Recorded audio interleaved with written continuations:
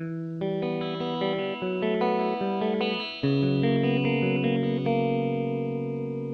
all used to the idea that light travels faster than sound. Think about thunderstorms. You always see the lightning before you hear the thunder, despite the fact that they both occur at the same time. Sound travels at approximately 330 meters per second, which is pretty fast. However, man has been able to beat this speed and break the sound barrier with supersonic travel. The incredible thing about breaking the sound barrier is that it not only produces an audible effect, but also a visible one. Take a look at this picture. You can actually see the effect on the air as the plane blasts through the sound barrier. Isn't that amazing? The reason why this occurs is because as the plane travels through the air, it pushes the air out of the way, which creates pressure waves that travel at the speed of sound. This is similar to the waves created by the bow and stern of a boat as it moves through the water.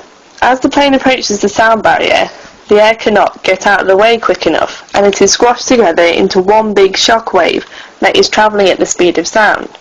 This shock wave begins at the nose of the plane and ends at the tail in steady flight. It forms a kind of cone shape that surrounds the plane, as can be seen here. The pressure inside the cone is not that much greater than normal air pressure. However, since this overpressure is released very quickly, it is audible as a sonic boom. Have a listen to one.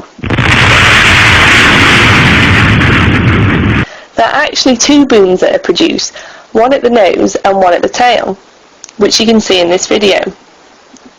However, they usually pass over observers almost at the same time, and so most people will only hear one. It's not just fighter jets that can produce a sonic boom.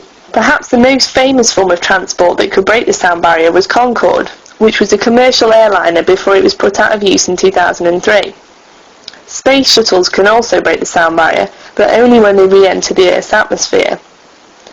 Well, that's all we have time for, except for this last fact.